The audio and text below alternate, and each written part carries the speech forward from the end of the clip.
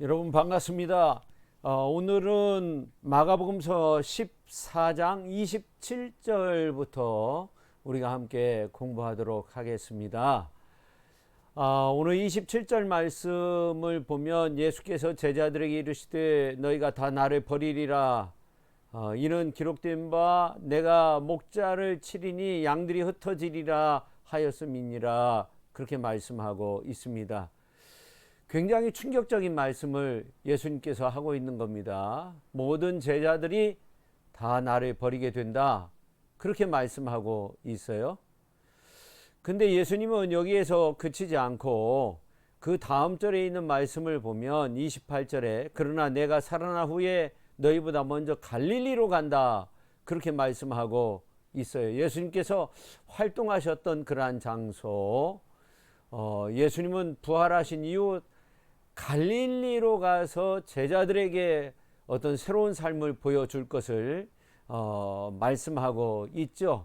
부활하신 예수님께서 큰 권능으로 제자들과 함께 하셔서 정말 내일을 향해서 그들이 믿음 안에서 전진할 수 있도록 그렇게 이끄시는 주님의 모습을 볼 수 있습니다. 그래서 그리스도 안에서 새로운 피조물이 되는 거고 새로운 삶을 살 수 있도록 그렇게 이끌어 주실 것을 말씀하고 있습니다.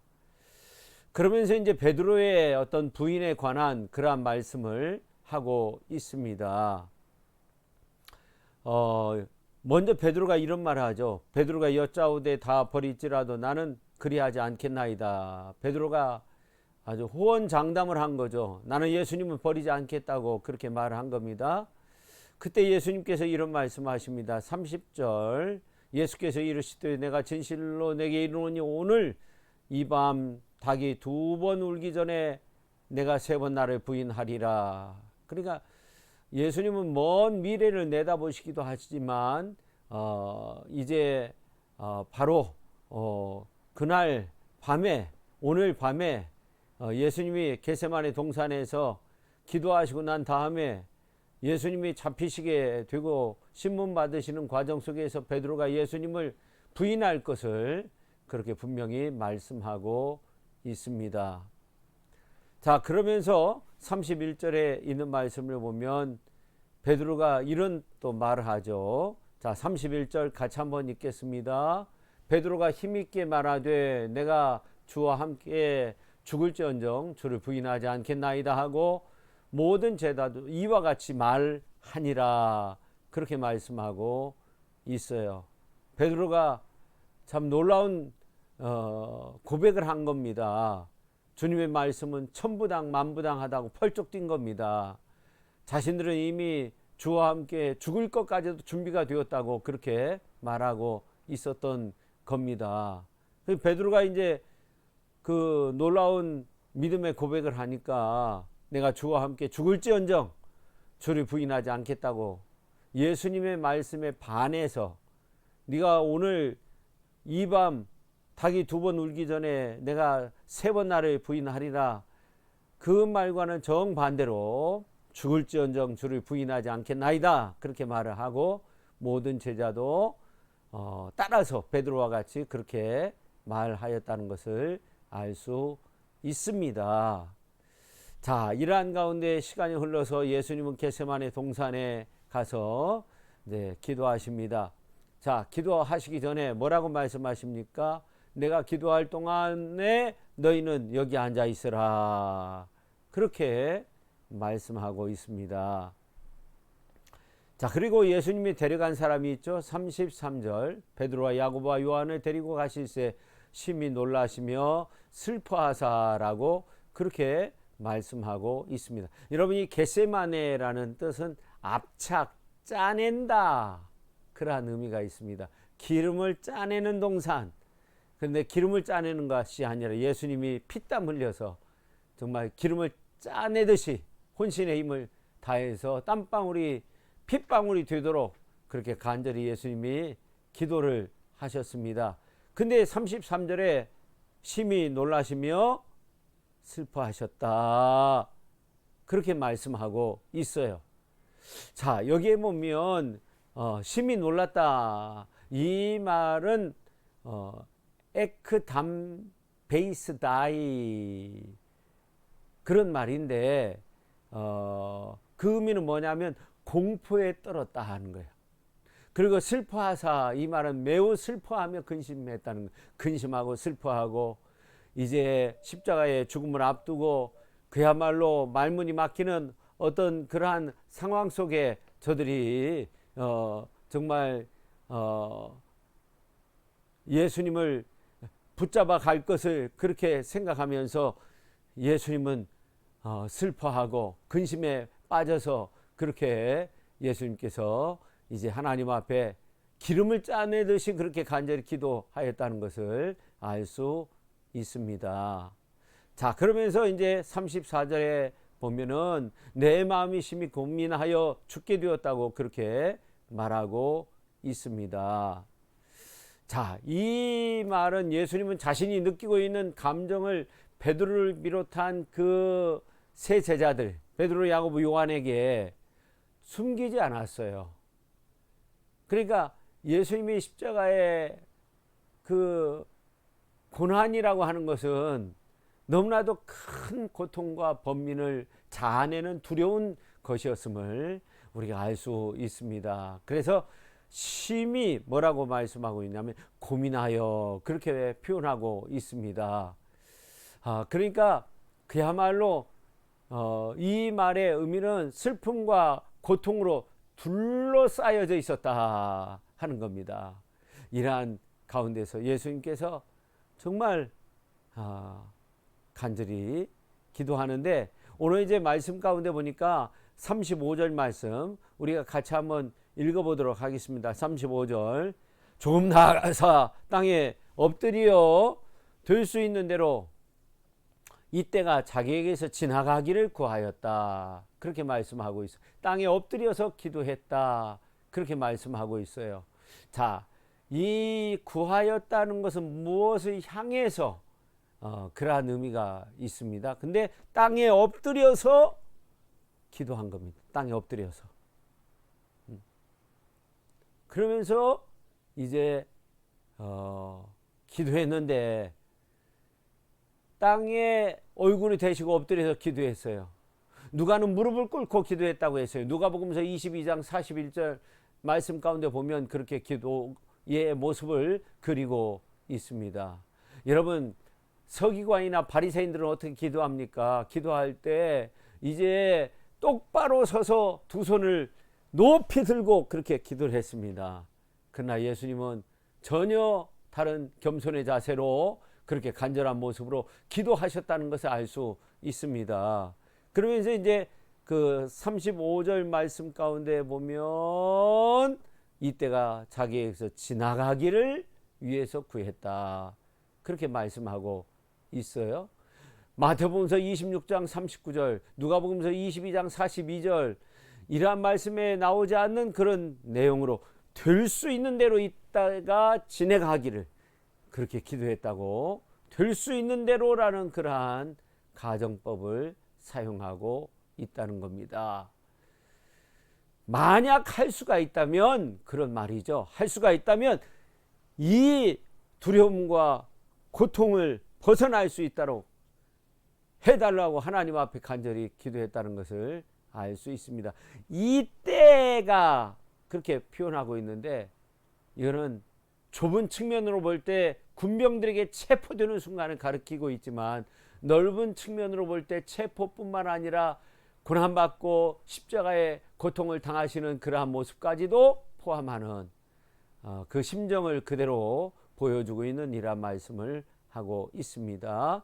그러면서 본격적으로 기도가 들어가는데 36절 말씀 우리가 같이 한번 읽어볼까요? 이르시되 아빠 아버지여, 아버지께는 모든 것이 가능하오니 이 잔을 내게서 옮기시옵소서. 그러나 나의 원대로 마옵시고 아버지의 원대로 하옵소서 하시고 그렇게 말씀하고 있습니다. 아빠 아버지여 그렇게 부르짖고 있습니다. 예수님의 하나님에 대한 호칭 아빠라고 부르짖었다는 것입니다. 그래서 이 아빠라는 이 말은 이것은 이제 여러 가지로 생각할 수 있는데 아람어에서 비롯되었다고 그렇게 봅니다. 아빠라는 그런 말인데 아빠라고 그렇게 부르죠. 우리들도 아버지를 향해서 아빠라고 그렇게 부르는 것은 굉장히 놀라운 일입니다. 아람어와 우리 국어가 비슷하다는 것은 참 놀랍게 우리가 이해를 해야 됩니다. 자, 그러면서 36절 말씀을 보면 계속적으로 기도할 때 이 잔을 내게서 옮겨달라고, 그러나 나의 원대로 마옵시고 아버지의 원대로 하옵소서라고 그렇게 기도하고 있습니다. 옮기시옵소서 파레랭케, 그런 말입니다. 지나가게 하다, 가지고 가버리다 하는 겁니다. 이 잔을 지나가게 해달라는 거예요. 가지고 가버려 달라는 거예요. 그냥 없어도 구원을 이룰 수 있도록 해달라는 겁니다. 그러나 그것은 아버지의 뜻이 아니었습니다. 그래서 계속적으로 기도할 때 그러나 나의 원대로 마옵시고 아버지의 원대로 하옵소서라고 그렇게 기도하고 있습니다. 그래서 오늘 우리의 기도의 모습도 36절 말씀처럼 내 뜻대로 마옵시고 아버지의 원대로 하옵소서, 아버지의 원대로 하옵소서, 나의 원대로 마옵시고 아버지의 원대로 하옵소서라고 그렇게 기도할 수 있어야 할 줄로 믿습니다. 자, 그러면서 이제 37절에 있는 말씀을 우리가 같이 한번 읽어볼까요? 돌아보사 제자들이 자는 것을 보시고 베드로에게 말씀하시되 시몬아 자느냐, 내가 한 시간도 깨어 있을 수 없더냐, 그렇게 말씀하고 있어요. 보았다. 이것은 이제 노력하여 찾다라는 그러한 의미도 그 속에, 그 의미 속에 담겨져 있다고 합니다. 근데 자, 자고 있었어요. 근데 예수님이 뭐라고 말씀하고 있냐면 시험에 들지 않게 깨어 있어 기도. 마음에는 원이로도 육신이 약하도다, 그렇게 말씀하고 있어요. 여기서 이 시험에 들지 않게라는 이 말, 이건 유혹을 말하는 겁니다. 어떤 테스트를 말하는 것이 아니에요. 예수님 우리를 테스트할 때 그것을 잘 통과할 수 있도록 깨어서 기도하고 시험 통과할 수 있도록, 그런 의미가 아니라 유혹에 넘어지지 않게, 사단의 유혹에 넘어지지 않게 깨어서 기도하라, 그렇게 말씀하고 있어요. 그러면서 마음에는 원이로도 육신이 약하다, 그렇게 말씀하고 있어요. 이 마음이라는 것은 퓨누아를 말하는 거예요. 그러니까 영혼을 말하는 거예요, 사실은. 그러니까 이 마음에는 무슨 말이냐면 베드로나 야고보와 요한이 영적으로는 준비가 됐어요. 근데 육적으로는 약했어요. 영혼은 준비가 됐어요. 마음 자세는 준비가 됐어요. 그러나 뭐라고 말하고 있어요? 저들이 자발적으로 예수님을 따른 거 아닙니까? 마음은 준비가 됐는데 근데 육신이 약하다. 육신이 약하다. 이 말은 준비되지 않았다는 거예요. 준비되지 않았다. 그런 의미가 큰 거예요. 그러니까 안일하게 생각한 거예요. 사단의 시험 내가 물리칠 수 있다. 내가 준비되어 있는데 기도하지 않아도 돼. 여러분, 많은 성도들이 그런 생각을 갖고 있지 않습니까? 기도하지 않아도 돼. 내가 정말 직분을 가지고 있는데, 내가 장로고 내가 권사고 내가 목사고, 기도하지 않아도 하나님 다 지켜주셔. 우리 가정 평안해. 그러나 실제적으로 유혹이 왔을 때, 사단의 유혹이 왔을 때 넘어지는 경우가 얼마나 많이 있습니까? 우리는 다 연약한 존재라는 것을 알아야 됩니다. 예수님도 겸손하게 그렇게 기도하셨고 무릎 꿇고 기도하셨고, 복음서에 보면 오늘 이제 말씀에는 무릎을 꿇었다 그런 내용은 없지만 정말로 땅에 엎드려서 그렇게 기도했잖아요. 바리새인들은 손을 치켜 오르고 기도했지만 예수님은 정말 땅에 엎드려서 간절히 기도하면서 나처럼 시험에 들지 않도록 너희들도 깨어서 기도하라, 그렇게 말씀하고 있습니다. 그리고 동일한 말씀으로 또 기도했어요. 자, 39절 같이 한번 읽겠습니다. 다시 나아가 동일한 말씀으로 기도하시고 동일하게 또 그렇게 기도했다는 거예요. 아버지여, 만일 이 잔을 내가 마시지 않고도 이제 지나갈 수 있다면 옮겨달라고 그렇게 기도했다는 겁니다. 또 40절에 보면 다시 와서 봤습니다. 그들이 또 자고 있어요. 심히 피곤하고 있었다는 거예요. 피곤한 가운데 있었다는 것입니다. 그래서 이 말은 또 잠든 이유를 보여주고 있는데 왜냐하면 피곤하였기 때문이다. 그렇게 말하고 있어요. 여러분, 이 잠이라고 하는 것은 그런 것 같아요. 한번 오기 시작하면 이게 운전하다가도 잠이 오면 뭔가 맛있는 것을 먹든지 아니면 이제 잠을 깨우는 껌을 드시든지 아니면 이제 졸음운전하면 안 돼요. 졸 수 있는 쉴 수 있는 그런 공간, 휴게소 이러한 곳으로 들어가서 휴식을 취해야 되는 거예요. 이 잠이라는 것이 그런 거예요.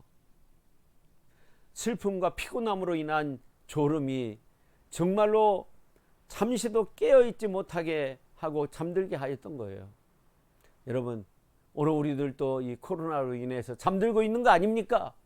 여러분 한번 깨어보십시오. 새벽 제단도 나오시고 새벽에 나오고 깨어서 기도하세요. 여러분, 기도가 얼마나 중요한 겁니까? 예수님도 그렇게 겸손하게 기도했는데 우리가 바리새인이 아닌 이상 우리들도 겸손하게 기도해야 될 줄로 믿습니다. 그 다음에 자 말씀 가운데 보면 40절에 그렇게 말씀하고 있고 그 다음에 41절 같이 한번 읽도록 하겠습니다. 세 번째 오사 그들에게 이르시되 이제는 자고 쉬라. 그만 되었다. 때가 왔도다. 보라, 인자가 죄인의 손에 팔리느니라. 이제 때가 되었다는 거예요. 세 번째 숫자, 완전한 숫자를 말합니다. 예수님은 완전히 기도했습니다. 완전히 겸손하게 엎드렸습니다. 무릎 꿇었습니다. 하나님 앞에 무릎 꿇고 기도했습니다. 완전한 기도를 드렸습니다. 완전히 순종할 수 있는 그런 기도를 드렸습니다. 내 뜻대로 마음과 아버지의 뜻대로 해달라고 그렇게 완전히 기도했습니다.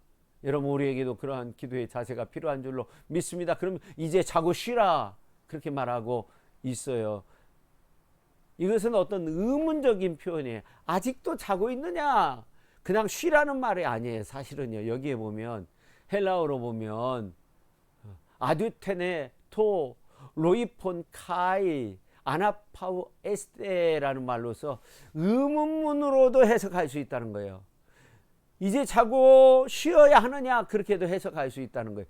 근데 그만이다, 족하다 그런 의미는 있어요. 그 다음에 보면 자고 쉬라 하면서 그만 되었다, 족하다 하는 거예요. 이제 자는 거 족하다 그런 의미로도 해석할 수 있는 거예요. 아직까지도 자고 쉬고 있느냐? 이제 자는 거 족하다 하는 거예요. 그러면 때가 왔다. 때가 왔다. 그러면서 보라. 때라고 하는 것은 이제 예수님께서 정한 그 때를 말합니다. 고난의 때를 말합니다. 죄인의 손에 팔리우게 된다. 그렇게 말하고 있어요. 자기가 팔려지게 된다고 그렇게 말하고 있어요.